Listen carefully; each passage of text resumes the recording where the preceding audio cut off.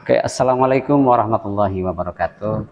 Selamat Waalaikumsalam. pagi, salam sejahtera buat kita semua. Di pagi hari ini yang cerah, kita sedang berada di Sekolah Tinggi Filsafat Seminari Pineleng di Kota Manado. Pada pagi hari ini kita bersama-sama dengan salah satu dari dosen di Sekolah Tinggi Filsafat ini untuk berbincang-bincang dalam rangka menyambut kedatangan Paus Fransiskus ke Indonesia yang kebetulan kemarin sudah datang. Nah, kita dari Rumah Moderasi Beragama IAIN Manado ingin mengadakan satu edisi spesial dalam rangka menyambut kedatangan Paus. Nah, kita alhamdulillah pada pagi hari ini sudah bersama-sama dengan Romo Damianus Ponto yang biasa kami sebut dengan Damianus namanya Pongo. Damianus Pongo ya, Ya. yang biasa kita panggil dengan Pastor Dami atau Ya, Romo ya. Dami. Saya kadang-kadang terbiasa memanggil Romo, jadi kata Romo tadi tidak masalah di sini, Ya. Romo atau Pastor ya. Iya, iya. Pastor Dami. Iya, gitu Apa Pak kabar, Ali. Pastor? Baik Pak Ali. Maaf ini mengambil waktunya. Tidak apa-apa, ini bukan diambil, ini diberi. Terima kasih. Kesempatan ini sangat berharga dan suatu kehormatan bagi saya dan tentu bagi institusi. Ya, terima kasih. Jadi saya tidak dirugikan, malah diuntungkan dengan kesempatan ini. Apalagi waktunya bisa diatur baik. Tidak ada yang dikorbankan. Pak Ali yang berkorban datang nih. Dan Alan. Iya. Pastor tidak ke Jakarta? Faktanya memang tidak, tapi hati dan pikiran saya di Jakarta, badan saya di sini. Maunya pergi bersama juga begitu banyak umat Katolik, tetapi karena tempat terbatas. Jadi di seluruh Indonesia, di lingkungan gereja Katolik, memang hanya ada utusan-utusan ke sana. Jadi harus ada yang pergi dan harus ada yang tidak usah pergi karena keterbatasan tempat saja. Itu alasannya. Kalau hati dan pikiran ya menyatu ke sana. Iya. Tapi ada semacam acara khusus begitu di teman-teman di lingkungan kami nanti besok ada live streaming. Itu berlaku secara nasional. Secara nasional. Jadi bagi yang tidak bisa hadir langsung di GBK akan ikuti lewat live streaming di semua. Jadi, itu gerakan bersama. Gitu ya. Nah, itu model kami berpartisipasi. Sebelumnya memang sudah ada model partisipasi, yaitu kami satu dalam doa supaya perjalanan beliau aman dan puji Tuhan, syukur sudah tiba dengan selamat, dan nanti rangkaian acara beliau Bapak Suci di Jakarta jalan lancar, panitia juga kerja baik, peserta juga bisa ikuti dengan baik, yang peserta hadir langsungnya. Nah, itulah bentuk partisipasi kami dalam kunjungan beliau ini. Gitu Pak Ali. Sebelum saya lebih lanjut dengan beberapa pertanyaan mungkin saya perlu kenalkan Pastor Dami. Ini beliau adalah seperti tadi saya sampaikan salah satu staf pengajar di STF dan juga tentu imam ya. Saya Katolik, imam, pastor untuk di pelayanan kepada umat jemaat saya kebetulan melayani di Malalayang. Di Malalayang. Ya, ada gereja di Malalayang, jadi saya layani hari Minggu, hari Sabtu. Kalau jam mengajar saya datang di sini. Gitu. Ya seperti hari ini, Pak. Ya, kalau pastor kan asli orang Manado. Saya asli orang Manado. Tapi tadi saya bincang-bincang beliau menyelesaikan pendidikan teologinya di sini, kemudian di STF Pineleng, kemudian melanjutkan program lanjutan S2 di Mesir. Nah, ini yang menarik. Jadi beliau ini pastor tapi belajar Islam di Mesir dan tentu juga bahasa Arab. Kemudian juga tadi disampaikan pastor juga meneruskan belajar di Roma. Iya, iya. Roma. Jadi beliau katanya belajar sebagai Islamolog, begitu. Apa yang dipelajari di Mesir dan Roma, pastor?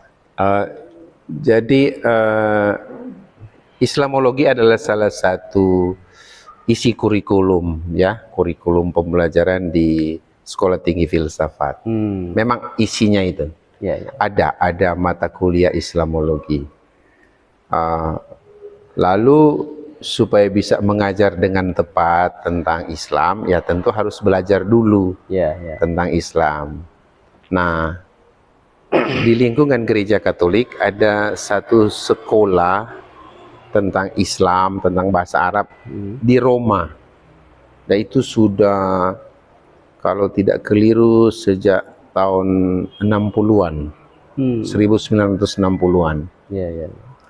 Nah, untuk bisa belajar tahu tentang Islam, salah satu pertimbangannya adalah harus tahu bahasa, bahasa Al-Quran, yaitu bahasa Arab. Maka ada kelas awal, kelas awalnya di Mesir. Jadi memang bertemu dengan orang yang penutur asli bahasa Arab. Nah, maka di zaman saya memang di Mesir.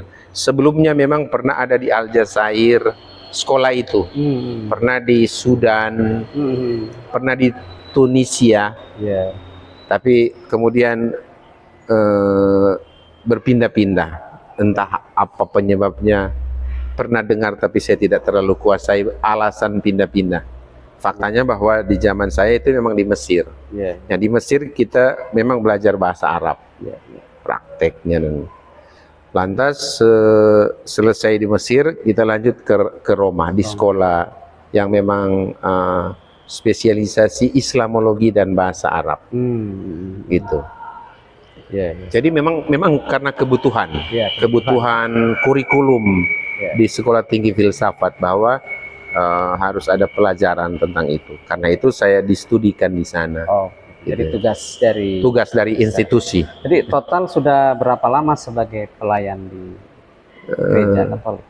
Sebenarnya kalau pelayan saya sebagai pastor sebenarnya saya sudah 28 tahun. 28 tahun ya? Iya.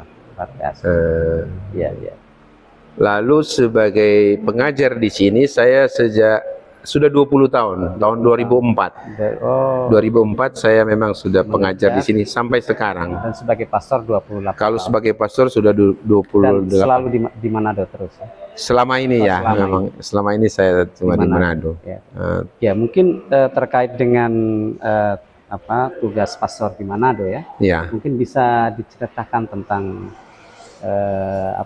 komposisi umat Katolik di Manado ini. Atau di Sulawesi Utara? Sulawesi Utara, ya. Kalau Sulawesi Utara, sejauh saya ingat, umat Katolik di Sulawesi Utara sekitar 130.000. Sekitar ya, saya tidak ingat persis. Ya, kalau saya baca itu kan Katolik ya minoritas di bawah Islam ya. Iya. Kalau dari sisi itu saya tahu. Yang penduduk Sulawesi Utara kan 2 jutaan. Teman-teman kita di Kristen, Protestan dengan denominasinya 1 juta sekian. Kalau Muslim, kalau tidak salah 600-an sekian, kalau tidak salah ya, dari BPS lebih tahu. Sekitar saya 600 berapa? Baca sekitar 33%. 33 ya, persentase. Nah, karena itu saya sebut Katolik 100 sekian ribu ya. Nah, menurut Romo ini komposisi yang kayak sepertinya dari dulu begitu saja ya. Artinya perkembangan umat Katolik di umumnya pergerakannya tidak terlalu banyak perubahan. Yang saya tahu memang Protestan, Islam, baru Katolik gitu. Tentu terkait dengan mungkin sejarah penginjilan di sini, misi atau bagaimana? Kenapa Katolik bukan begitu. Tidak naik gitu? Memang mungkin secara singkat saya katakan, sebenarnya awalnya mayoritas di Sulawesi Utara itu Katolik. Awalnya. Awal. Ini ada hubungan dengan penjajahan nih. Iya. Awalnya mayoritas Katolik. Ya. Artinya tentu lebih banyak agama tradisional ya. Tapi kalau bicara tentang agama resmi, yang terbanyak kira-kira 160 tahun lalu, ya kira-kira 160 tahun lalu atau 170 tahun lalu itu Katolik. Tapi ketika pengalihan daerah ini dari Portugis ke Belanda, VOC, jadi pastor-pastor Katolik juga mulai keluar. Bahkan ada yang ditahan, ditawan di Batavia dan lain-lain. Jadi juga akhirnya agama Katolik, pemimpin agama Katolik pelayanannya tidak jalan, muncullah VOC. Tentu VOC Belanda lebih banyak Protestannya, tentulah pendeta-pendeta. Jadi juga agama kemudian berubah. Mayoritas Protestan. Nah, disitulah sebenarnya ini penyebab historik. Secara singkat, maaf kalau penyebutan waktu tidak tepat, tetapi perubahan ini jelas ya. Ketika pastor Katolik mulai tidak diperhatikan, bahkan kemudian disuruh keluar karena kehadiran Protestan, ya mau tidak mau imbasnya pada soal jumlah pemeluk. Betul. Nah, karena sampai sekarang toh Protestan ya mayoritas di sini. Betul. Ya, Islam syukur ada, apalagi kita syukur ada. Oke, baik Pastor. Ini mungkin kita masuk ke tema utama kita soal kedatangan Paus Fransiskus ke Indonesia ya. Mungkin berarti Romo sudah mengalami 2 kali atau 3 kali kedatangan Paus? Dua kali. Yang pertama belum lahir, sudah lahir tapi masih kecil. Paus Paulus ke-6 tahun 70-an kalau tidak salah. Terus yang Paus Yohanes Paulus kedua 89 dan sekarang Paus Fransiskus. Pernah ketemu langsung dengan siapa? Dengan Paus yang mana? Saya ketemu langsung dengan Paus Yohanes Paulus kedua. Di Roma. Di Roma. Waktu itu saya studi. Kalau Paus Fransiskus ini ketemu tapi jauh. Kalau Paus Yohanes Paulus memang jabat tangan, ngomong-ngomong. Paus Yohanes ya? Iya, ada fotonya tapi. Kalau Paus Fransiskus cuma dari jendela. Biasa di Roma setiap hari Rabu ada yang disebut audiensi umum. Jadi Paus menyapa hari Rabu siang waktu Roma. Jadi para pesiara di lapangan, seperti di sini beliau dari jendela itu nyapa yang di bawah. Dan itu memang disiarkan secara internasional. Nah, jadi kalau saya cuma sampai di situ. Tapi kalau bertemu langsung, cakap-cakap, jabat tangan dengan Paus Yohanes Paulus kedua di Roma. Nah, Kalau maknanya bagi umat Katolik itu apa, Paus? Artinya melihat langsung atau berjabat tangan atau melihat ikut misa, apa maknanya bagi ada keistimewaan apa? Tentu kebanggaan ya. Kebanggaan. Saya kira ini sangat wajar bahwa kalau bertemu langsung dengan pemimpin tertinggi tentu suatu kebanggaan, kehormatan kan kesempatan langka. Betul. Tidak gampang bertemu dengan pimpinan tertinggi. Jadi itu menjadi suatu kehormatan, suatu kebanggaan. Karena itu yang bisa pergi ya berbahagialah mereka yang bisa hadir di GBK. Tapi yang tidak bisa hadir ya harap dimaklumi. Jadi bertemu dengan Paus itu suatu kehormatan, suatu kebanggaan. Apalagi dalam perspektif kami orang Kristen Katolik, Paus itu wakil Tuhan Yesus di dunia wakili. Karena itu dia pribadi yang mempersatukan kami. Dalam pribadi ini kami bersatu. berjumpa, mengalami Tuhan dan berusaha untuk juga melayani Tuhan. Hormat kami kepada Paus adalah juga hormat kami kepada Tuhan. Jadi bagaimana bentuk penghormatan kepada Tuhan diungkapkan dengan salah satu cara menghormati wakilnya.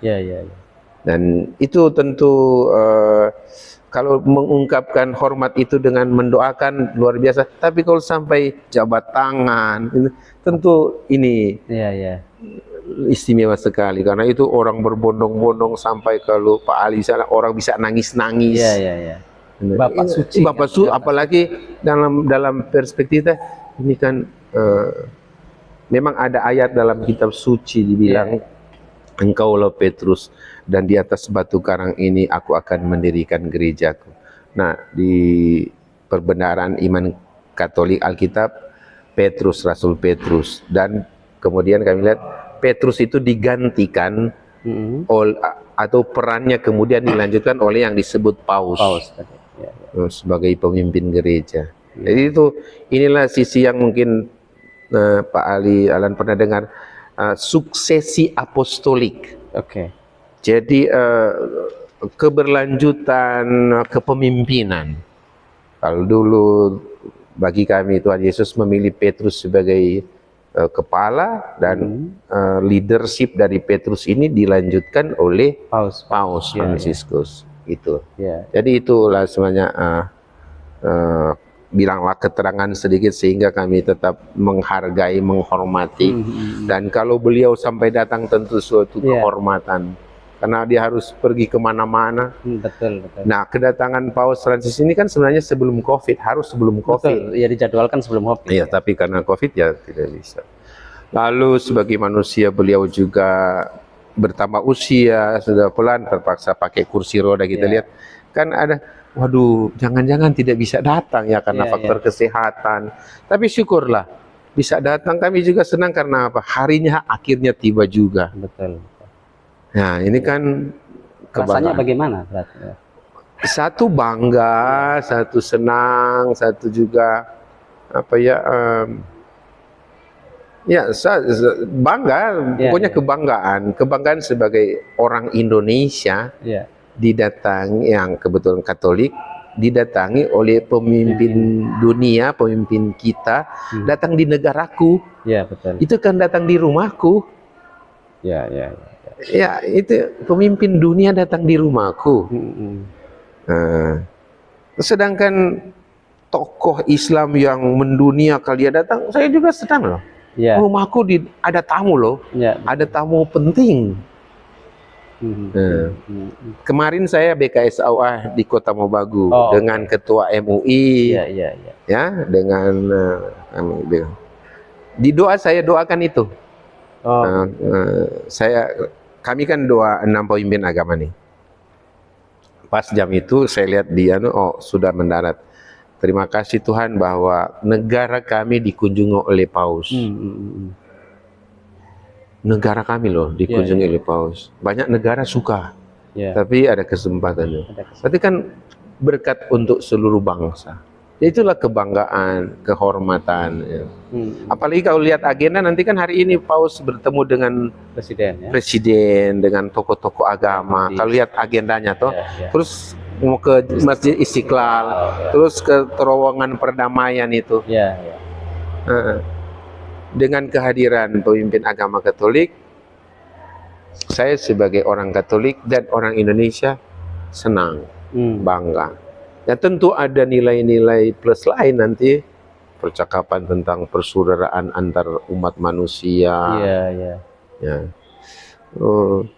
Lalu saya juga senang kehadiran beliau didukung oleh NU, Muhammadiyah, lewat media ya yang saya baca ya. Dia disebut sebagai tokoh kemanusiaan, saya kan bawahannya. Kan di struktur organisasi gereja Katolik, Paus, baru uskup, baru romo, pastor. Jadi saya ini termasuk lingkaran loh, lingkaran dekat dari sisi organisasi ya. Jadi orang dalam lah. Iya, orang dalam. Bosku datang nih. Sayang aku nggak bisa hadir dekat bos. Jadi kehormatan. Dan ya harapannya ya semoga bangsa kita makin damai ya, karena hadir tokoh perdamaian. Kan itu harapan kita ya.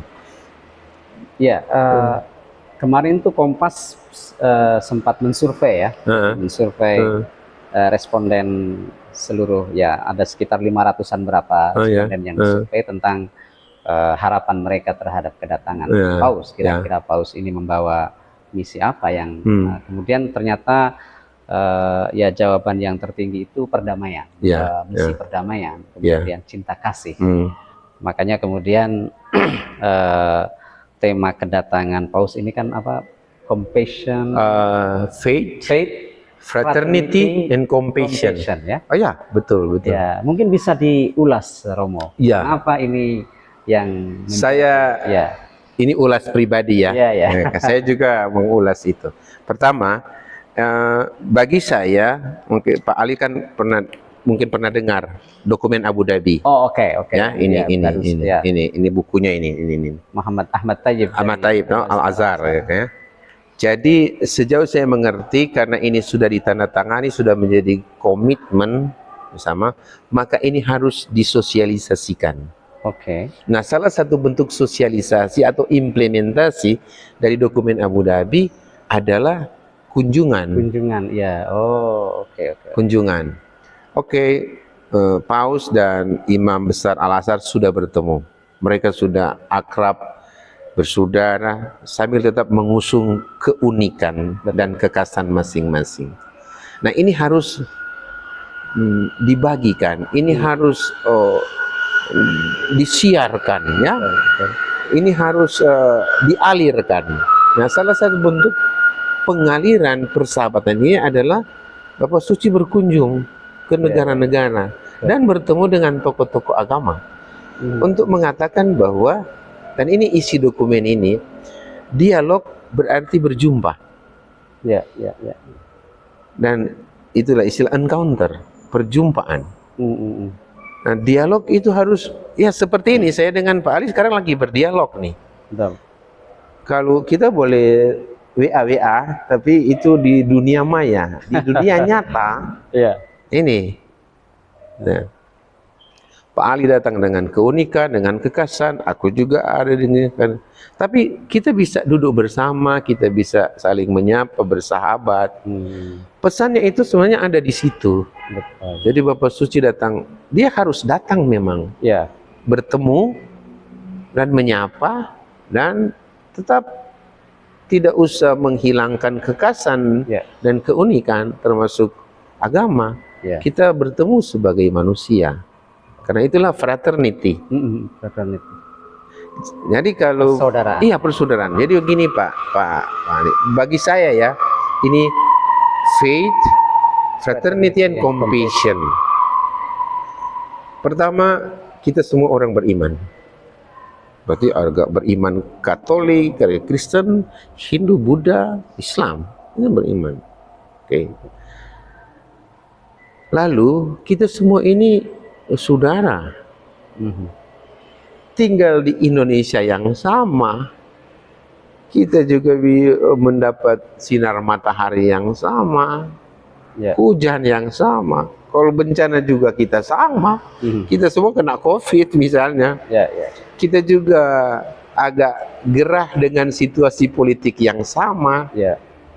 Jadi kita itu bersaudara dalam artian kita ada di dunia yang sama. Sukacita mereka adalah sukacita kita.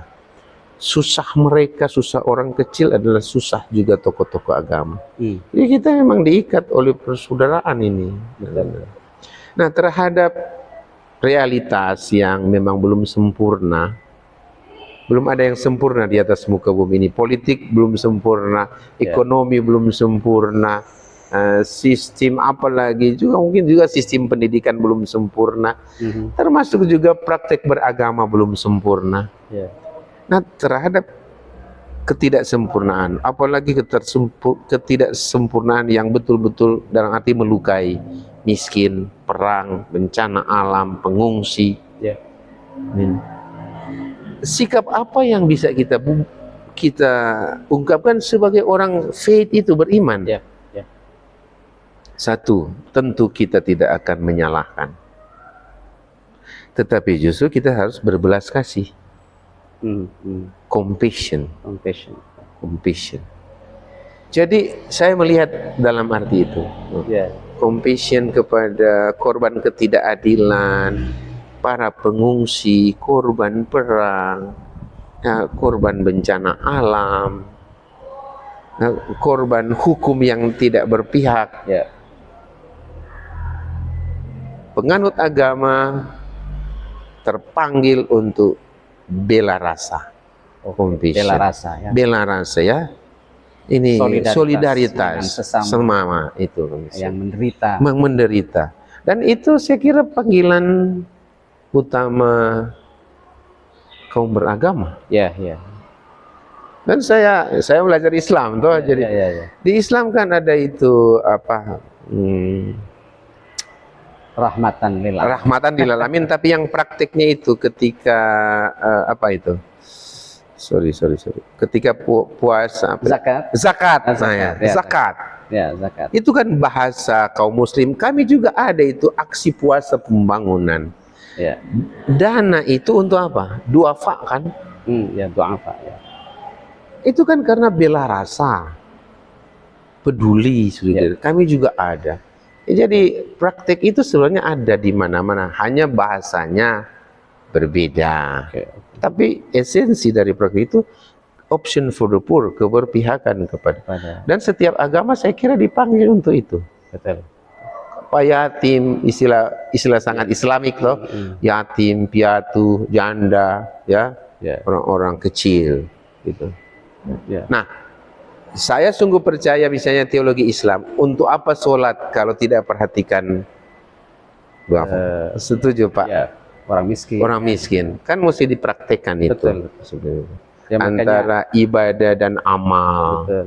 Nah, kami juga Kristen begitu. Kami di Katolik kan bilang begini, Tuhan Yesus pernah bilang begini, kalau kamu hendak mengorbankan, terus kamu teringat ada sesamamu yang sakit hati karena kau, tinggalkanlah persembahan itu. Pergi berdamai dulu dengan sesamamu, baru kamu melanjutkan ibadah. Jelas itu. Jadi faith itu penting. Ya. Menguasai ajaran iman, pendidikan iman, harus kuasai. Orang Katolik harus tahu ajarannya, kaum Muslim harus tahu ajarannya. Ya. Supaya iman itu kemudian dipraktekkan dengan tepat. Ya. Dan dua jenis kriteria bahwa iman itu tepat adalah dia punya semangat fraternity dan compassion. Ini menarik tadi Romo menafsirkan bahwa kedatangan Paus ini adalah bagian dari kelanjutan. Ini implementasi dari dokumen Abu Dhabi. Al-Ukhuwah Al-Basyariyah. Al-Ukhuwah Al-Basyariyah.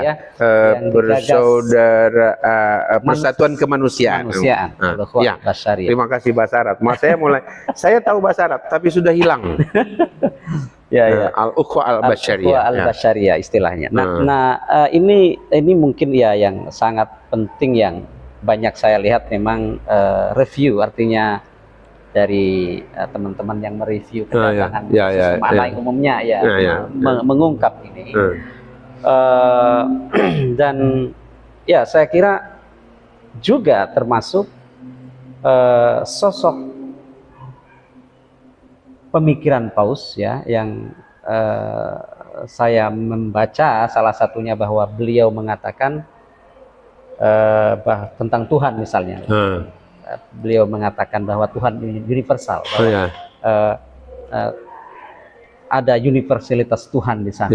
Tidak, jadi Tuhan Katolik, Tuhan Islam, Tuhan itu sebenarnya satu. Ada ungkapan begitu suatu ketika saya pernah baca. Dan menurut saya ini menarik menarik sekali. Dan kemudian satu lagi beliau juga saya dengar dari bacaan juga pernah mengatakan bahwa Paus tidak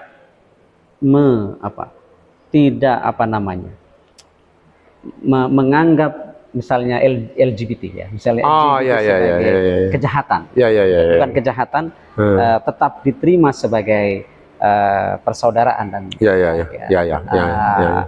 apa tidak menganggapnya sebagai ya kejahatan, tapi masih bagian dari terima, walaupun tetap tentu secara teologi mungkin menolak nikah antar sama jenis misalkan LGBT. Bagaimana pandangan mungkin Romo terhadap apa ya?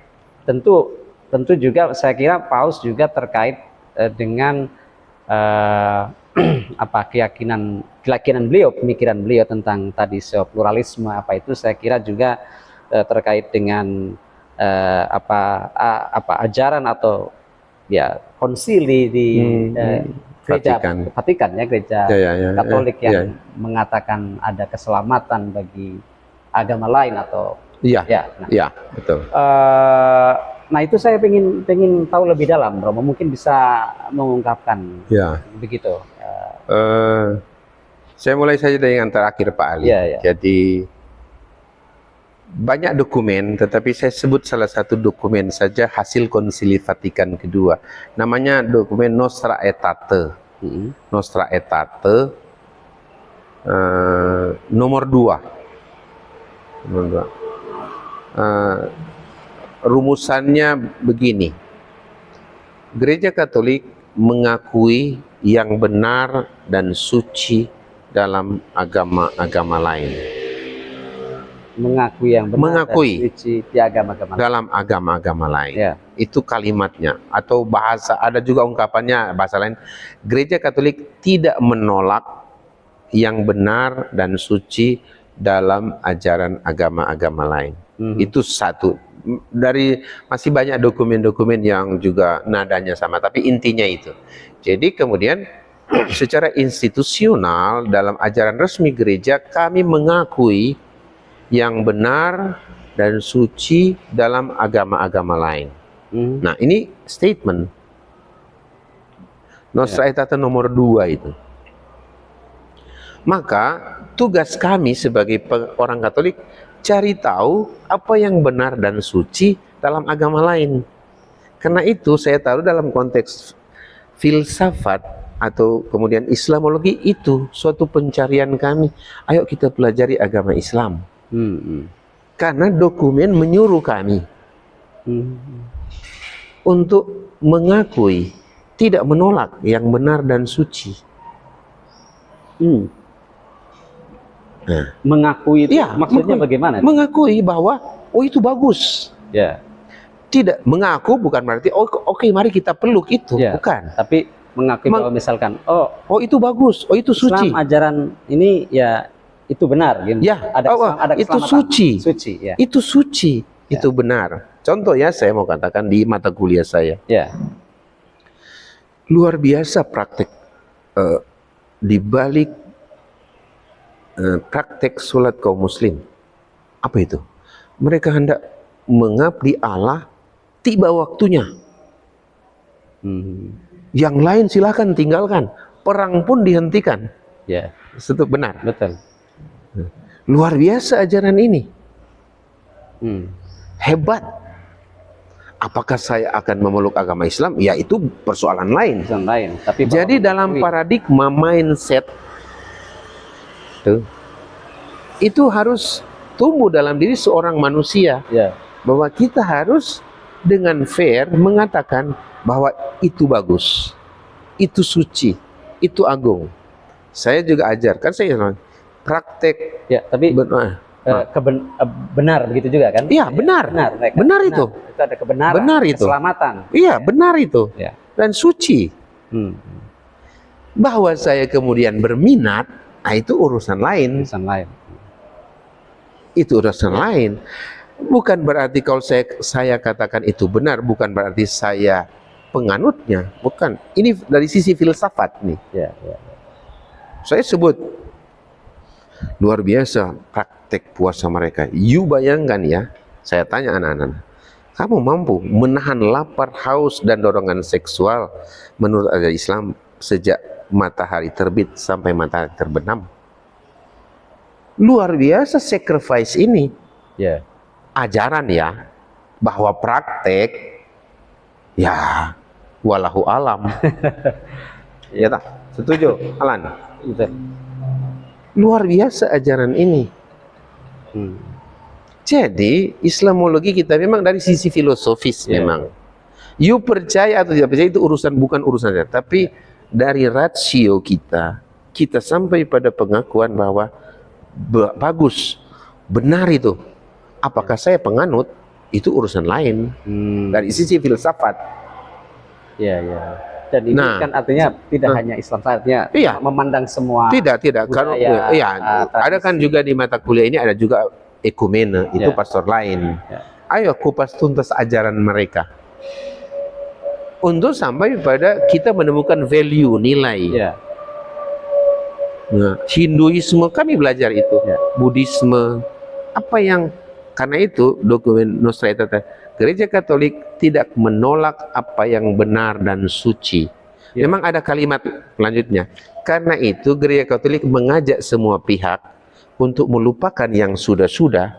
Itu tendensius tuh. Sudah-sudahnya itu apa? Yang dulu saling menghujat, perang salib dan lain-lain. Lupakan itu dan mengusahakan saling pengertian. Nah, berarti saya mulai mengerti kenapa kaum muslim sholat. Saya mulai mengerti kenapa begini, kenapa begitu, kenapa mereka harus ke Mekah dan Medina. Saya mengerti karena saya belajar itu. Kaum muslim lain harus sampai begitu. Anak-anak saya, kamu harus mengerti kenapa mereka begitu. Itulah filsafat. Filsafat berarti mengetahui mengapa kan why. Filsafat kenapa? Nah, itu mulai berfilsafat. Tapi kalau kau tidak sampai mengapa, kamu tidak berfilsafat. Kamu bisa menjudge orang. Gitu. Dan jawaban itu harus dicari di sumber-sumber Islam. Jangan cari di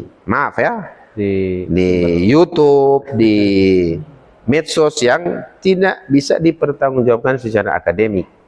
Maka saya selalu merujuk kemana? Ke Quran dan Sunnah Rasul. Kita cari jawaban. Kalau kau bertanya, jangan berdasarkan tafsirmu sebagai orang Katolik. Jadi maaf Romo, jadi orang Katolik ya terutama kalangan seperti Romo itu mempercayai bahwa orang Islam juga akan diselamatkan, kira-kira begitu kan? Nah, kalau ada yang suci, suci kan selamat. Kan benar. Berarti dikehendaki oleh Allah. Kalau ada yang suci dan benar, itu berasal dari Allah. Ya, betul. Nah, tentu Pak Ali, maaf kami berharap juga teman-teman Muslim bersikap begitu pada kami. Nah, mari kita, andai kata ini jalan, saling pengertian, hidup ini akan indah. Masih banyak persoalan yang kita harus hadapi, korupsi, bencana alam, inflasi, repot itu. Nah, coba kurangi persoalan hidup ini dengan antar agama. Maaf, tidak usah saling menghujat. Betul. Lebih baik kita bergandengan tangan untuk mengentaskan kemiskinan di depan mata kita. Minta maaf beribu-ribu maaf. Ada oknum-oknum anggota dewan yang memanipulasi hukum. Betul. Ya itu maksudnya. Compassion. Iya, compassion kita toh. Saling merasakan penderitaan orang ini dan apa sebabnya kita solid. Iya, solid. Dan itu urusan sebenarnya kerjasama antar agama kan. Tugas kita itu untuk bikin negara ini adil, damai, sejahtera. Tapi menurut saya ini menarik bahwa institusi gereja itu secara official punya doktrin seperti itu, mengakui bahwa pada agama lain, pada tradisi lain ada kebenaran. Official loh, bukan artinya bukan satu orang, dua orang, tapi sebuah institusi gerejanya yang mengakui itu. Nah itu, tapi saya mau bertanya ini Romo, karena secara institusi konsili itu kan artinya mengikat Apakah ini juga berlaku hanya di kalangan artinya agamawan Katolik atau juga awamun, orang-orang awam, atau sama semuanya mempunyai keyakinan sama seperti itu. Pak Ali, antara harapan dan kenyataan untuk berbagai bidang kehidupan kita harus terima bahwa diharap begini, faktanya begitu. Oh begitu itu. Siapa pemikir, saya lupa namanya, tapi yang disebut standar ganda. Jadi ketika dia bicara tentang misalnya standar ganda, konteksnya begini, ketika dia bicara tentang agamanya, dia bicara tentang idealisme. Ajaran-ajaran suci. Tapi ketika dia berbicara tentang pemeluk agama lain, dia bicara tentang fakta. Ini standar ganda. Nah, itu tidak boleh terjadi. Nah, tapi yang saya mau katakan ini, dalam kelompok agama apa saja, dua hal ini menjadi pergumulan. Bahwa semuanya ajarannya suci, luar biasa, tapi prakteknya ya belum luar biasa. Jadi begitu juga di kalangan gereja Katolik. Ada ajaran begini, tetapi kenapa sikapmu begitu? Begitu ya? Iya. Maaf, di Islam juga saya kira begitu. Ya. Nah, ini berlaku untuk semua. Jadi antara harapan dan kenyataan itu tidak sinkron. Jadi antara idealisme dan tingkah laku, antara ajaran suci yang selalu didengar di gereja, di khotbah, di Alkitab, tidak sinkron dengan tindakan nyata. Dan inilah sebenarnya tugas para agamawan untuk mensinkronkan antara iman, faith, dan amal. Itu pekerjaan mulia, tapi juga serentak, tidak gampang. Kita miris karena ada yang mempergunakan kitab suci untuk kepentingan tertentu. Kita miris sekali itu. Dan di dokumen ini itu dikatakan dengan keras. Nah, dengan keras. Tidak boleh, jangan memakai nama Allah untuk kepentingan-kepentingan sesaat. Apalagi merusak. Karena Allah tidak pernah merusak. Allah itu memelihara, Allah itu mendamaikan, Allah itu menolong. Jadi kalau kembali ke itu, bagi saya kira saya sangat yakin bahwa saya berbicara fenomena ketidaksinkronan antara yang dia tahu dan yang dia praktekkan. Dia tahu, banyak orang awam tahu, tapi prakteknya berbeda. Dan saya kira ini berlaku juga pada siapa saja. Iya, tapi kalau Katolik menurut saya kan secara ada hierarki yang jelas, yang artinya kalau paus bilang begini sampai di bawah begitu. Juga begitu. Memang ada potensi seragamnya lebih jelas ya. Memang. Berbeda kalau Islam itu kan banyak madhab, banyak mazhab. Tidak ada sertifikasi imam. Iya, memang idealnya begitu. Memang ada ungkapannya dalam Roma locuta causa finita. Maksudnya kalau Roma sudah bicara, masalah selesai. Sampai di kampung pun harus ikut. Idealnya begitu, Pak. Tapi prakteknya kan karena juga perkembangan ilmu pengetahuan, hak asasi, makanya media sudah tidak kontrol lagi. Jadi kadang-kadang kita disebut di sini, Katolik begini, kenapa mereka berubah? Padahal dia bukan atas nama institusi yang ngomong, tapi di atas nama pribadi. Tapi nyebut-nyebut Katolik misalnya. Dan ini fakta. Fakta. Jadi benar, memang baiknya begitu, tapi selalu saja ada yang melenceng. Jadi kami sadari itu. Kami sadari bahwa sebenarnya ada ajaran, tapi ada yang misalnya ajarannya 10, tapi penganutnya cuma mengamalkan 2, 3, atau 5, tidak. Gitu kan, begitu ya. Betul. Nah, saya kira begitu, Pak. Kalau tadi Romo soal LGBT. Kalau LGBT. Bagaimana pandangan sekarang ya, saya pendapat pribadi ya. Belum atas nama institusi, Pak Syarif. Saya bertolak dari realitas, fakta bahwa di dunia ini ada orang LGBT.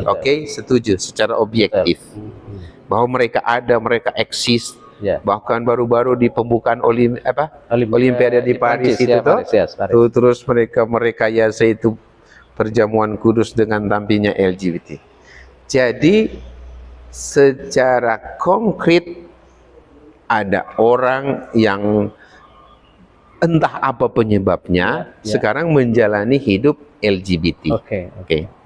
Fakta ini tidak bisa disangkal, memang ada. Jadi titik berangkatnya ini fakta objektif. Kita tidak akan menganggap tidak ada yang sebenarnya memang ada. Dan itu naif bila mana kita menganggap tidak ada apa yang ada. Nah, terhadap yang fakta ini terus mau ambil sikap apa? Sikap beragama ya. Apakah kita menolak mereka?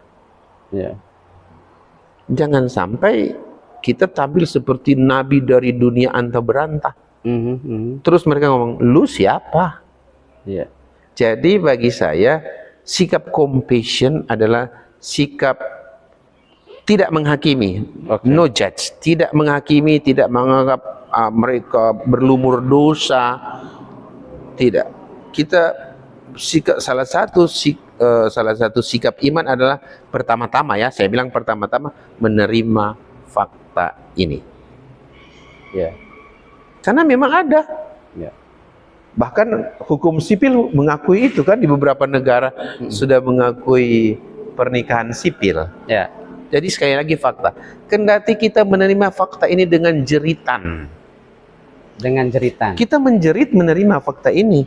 Tuhan tidak menghendaki ini. Tuhan menghendaki pria dan wanita. Kan Tuhan menciptakan dalam Alkitab, dan saya kira juga dalam Al-Quran, Tuhan menciptakan pria dan wanita untuk berpasang-pasangan. Jadi sejak awal itu memang Tuhan menghendaki pria dan agama harus mengawal ini. Tetapi lagi-lagi fakta bahwa LGBT. Mengapa itu terjadi? Nanti filsafat yang ngomong itu. Psikolog akan bicara kenapa mereka jadi LGBT. Ya toh? Bukan agamawan loh. Kecuali dia seorang agamawan yang psikolog. Tapi saya lanjut dulu supaya dulu. Nah, atas fakta ini sikap seorang beriman apa? Menerima. Terima fakta ini. Kendati sekali lagi menjerit. Nah, sekarang muncul di media bahwa seakan-akan Paus mengizinkan pernikahan sejenis. Maaf, itu keliru. Itu keliru. Memang ada kata memberkati. Nah, saya cerita dulu. Saya pastor, siapapun yang datang kepada saya, terus dia minta doa dan berkat, saya tidak boleh menolak. Itu janji seorang imam. Karena saya harus menjadi saluran belas kasih Allah. Nah, ketika seorang LGBT datang minta berkat, saya tidak boleh menolak. Karena dia itu ciptaan Tuhan. Media mengatakan bahwa Paus mengizinkan pemberkatan nikah sejenis. Bukan. Gereja tidak boleh menolak orang yang punya orientasi seksual sejenis ketika ia datang minta doa dan berkat. Bukan memberkati dua orang untuk menikah. Bukan. Bukan itu yang dimaksud oleh Bapak Suci. Orang LGBT yang datang kepada imam dan minta doa dan berkat itu harus dilayani. Jadi gerakannya jelas. Mereka yang datang minta, bukan saya yang pergi. Memberkati, bukan saya. Bukan. Mereka yang minta doa, minta diberkati. Itu tradisi gereja Katolik memang. Seperti seorang ibu hamil datang minta berkat. Mungkin teman Ali pernah dengar ada pastor minta, pastor tolong berkati mobil kami. Itu suatu kesalehan. Tolong berkati motor, berkati rumah, berkati toko, berkati perahu. Itu praktek gereja Katolik dari dulu sampai sekarang. Itu umat Katolik tahu. Memang karena LGBT maka ini sensitif nih. Iya, karena Saya kira apalagi kemarin Olimpiade ya. Itu toh. Terus apa, diparodikan. Ini betul-betul menyakitkan. Jadi mungkin warga dunia itu memang selalu melihat bagaimana reaksi gereja Katolik, saya kira, karena gereja Katolik juga sangat besar di Eropa kan. Di Prancis lagi. Itu basis gereja Katolik. Akan melihat reaksi paus, saya kira. Iya. Tapi kami kan selalu sangat hati-hati untuk bereaksi atas fenomena ya dan realitas. Karena biar bagaimanapun mereka itu anak-anak kita. Dalam gaya berbahasa Katolik, kita domba-domba kita itu. Tapi domba ini nakal. Iya. Iya. Oke. Biar bagaimanapun mereka itu pasti di antara mereka orang Katolik, penganut agama Katolik itu. Ya. Jadi mungkin kata Franz Magnus itu seperti ibu. Jadi walaupun ibu bersalah, datang tapi malu, tapi tetap diampuni. Marah toh ibu, ngamuk sampai pukul. Tapi kan sayang anakmu loh.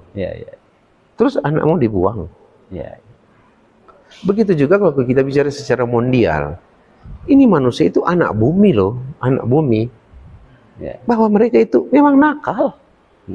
Nah kalau memang ada dunia lain, ya kita bawa dia ke dunia lain. Terus mau bawa kemana? Jadi maksud saya kembali ke kata itu, Pak Ali. Media memaknai salah kata memberkati. Bukan memberkati perkawinan. Seakan-akan dua orang LGBT yang orientasi seksual sama itu terus diteguhkan dalam keluarga.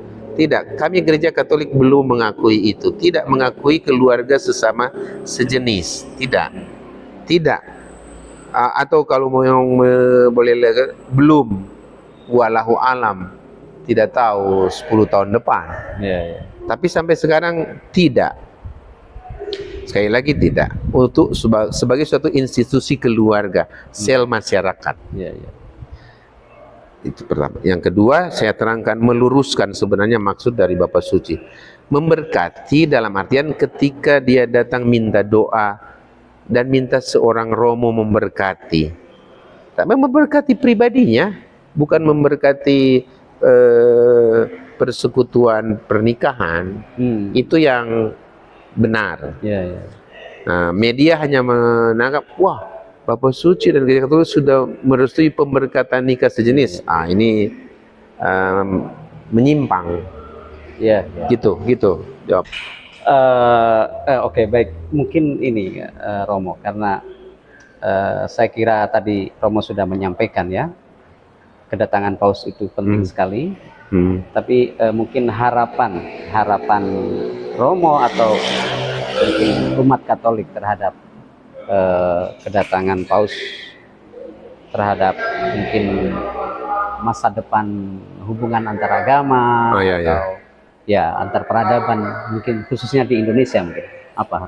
Ya, saya berharap kehadiran paus di Indonesia betul-betul menjadi suatu proklamasi bahwa hidup yang damai adalah sumber dari segala kebutuhan manusia. Sebagai pembanding, kasihan teman-teman kita di Palestina dan di Israel sana. Kan perang nih, hidup tidak tenang, cari nafkah susah. Ini saya lebih manusiawi nih. Mereka beribadah tidak tenang, apapun agamanya. Jadi penuh dengan fear, ketakutan. Dan itu jangan terjadi di Indonesia, rasa takut. Ada kan yang takut nanti difitnah, dianggap pencemaran agama, padahal mungkin tidak. Dan ada orang yang bisa saja memanas-manasi ini. Ada orang bermain karena kepentingan politik. Nah, saya berharap di Indonesia ini lihat sajalah bahwa kalau hidup damai, kita bisa kerja damai, kerja tenang. Karena kebutuhan vital kita adalah bisa cari nafkah dengan tenang, bisa berjalan dari rumah ke dengan aman, damai, bisa mengekspresikan kekerasan agama juga dengan tenang. Karena di sini butuh memang figur-figur orang pejuang. Nah, saya lihat Bapak Suci dan Imam Al-Azhar adalah pejuang. Dan karena itu mudah-mudahan muncul pejuang-pejuang di Indonesia. Dan kita harus dukung. Dari agama mana saja. Pejuang-pejuang kemanusiaan. Dan saya masih berharap pejuang kemanusiaan di agama itu, dari agama itu agak jauh dari kontaminasi politik. Minta maaf beribu-ribu maaf, saya mulai ragu dengan pejuang yang sipil yang di dewan. Maaf saya. Karena realitas politik kita sekarang, mereka duduk karena uang, nepotisme. Maaf ya, kendati saya berkurang, biarpun harapannya kecil. Saya tinggal berharap kepada tokoh-tokoh agama lewat mimbar-mimbar. Karena menurut saya tokoh agama itu jemaat bisa curhat dengan tenang, dengan nyaman. Memang kita mungkin tidak kasih uang sama mereka, tapi kita kasih hati. Kita tidak mampu beri uang. Mungkin para politisi dan para pengusaha mereka bisa kasih uang. Itu tugas mereka, negara. Tapi tokoh agama memberi hati. Nah, kalau hati mereka sudah sangat nyaman, kita apa saja bisa mereka buat. Jadi hatinya besar menghadapi keadaan. Menurut saya pastor, saya sudah 28 tahun jadi pastor ya. Maaf saya tidak punya uang. Saya cuma punya kasih motivasi, dan dia pulang dengan motivasi besar. Jadi ibaratnya kita tidak memberi ikan tapi memberi umpan. Dan kalau memberi umpan dan kail, dia bisa panen lebih besar daripada saya kasih uang. Jadi saya berharap begini, kan mumpung juga kontekstual mau pengalihan kepresidenan, anggota dewan baru. Saya harap mereka memulai dengan spirit baru. Spirit coba hidup dan berkarya, mumpung mereka sudah dipilih untuk pejabat publik, coba bekerja untuk publik. Jangan, maaf, kepentingan sendiri nomor satu, yang sisanya baru publik. Saya juga sebagai pastor mengerti bahwa mereka juga butuh sesuatu, tapi kadang-kadang yang mereka ambil jauh lebih besar daripada untuk publik. Yang publik itu sisa. Coba menjadi lebih baik lah, tidak usah menjadi orang kudus. Saya kira memang jadi lebih baik lah. Nah, mudah-mudahan kehadiran orang-orang baik ini menjadi inspirasi bagi masyarakat, bagi tokoh-tokoh, apalagi kan ada pertemuan khusus nih.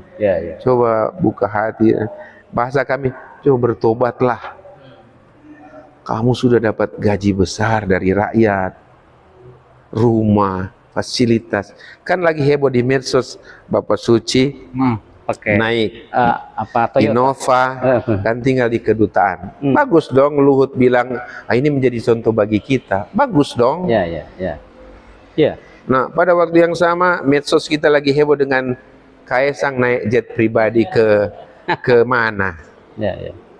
Ya sudah, saya tidak mau menuduh, tetapi boleh dong kan memberi contoh.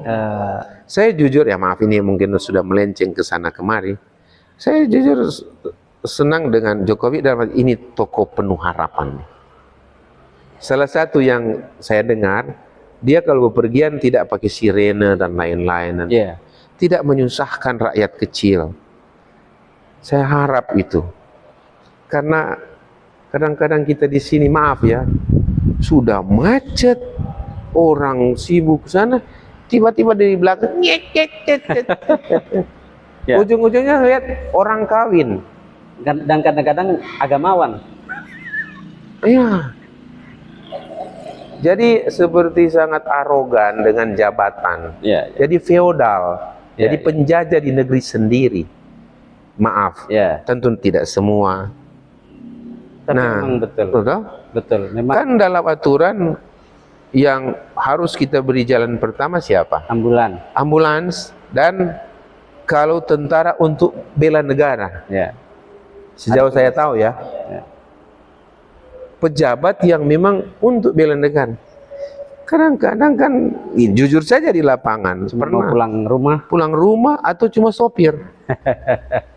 Kan kita tidak tahu apa yang terjadi di dalam.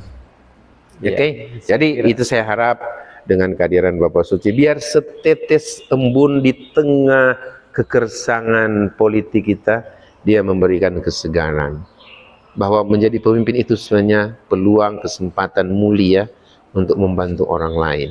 Baik. Nah, kalau pemimpin kita jadi begitu dengan kunjungan beliau kan berbahagialah kita. Ada berkah. Ada berkah. Itu saya kira itu harapan saya. Ya. Terima kasih banyak Pastor. Ini sebenarnya kita kepingin lebih banyak untuk bertanya dan membincangkan banyak tema dan isu seputar kedatangan Paus di Indonesia, tapi karena waktunya terbatas dan Pastor juga tentu ada kesibukan lain. Kami mohon maaf mungkin dalam persiapan ini kurang maksimal, dan terima kasih sekali Romo sudah memberikan waktu dan memberikan fasilitas ini di tempat yang luar biasa. Jadi saudara-saudara kita ini di STF, ini di Pineleng, menurut saya ini lokasi kampus yang terbaik di Manado lah, di Sulawesi Utara. Karena kalau dari kampus ini kita bisa kita berada di atas bukit, tapi juga melihat laut Manado. Laut Kota Manado. Kalau mau ke Tomohon bisa mampir sekolah ini. Sekali lagi terima kasih Romo. Terima kasih Pak Itawan, terima kasih atas waktunya. Mohon maaf kali juga. Jumpa lagi di lain kesempatan. Untuk itu kami tutup dulu. Terima kasih pada para pemirsa yang sudah mengikuti acara ini. Sekali lagi, Assalamualaikum warahmatullahi wabarakatuh.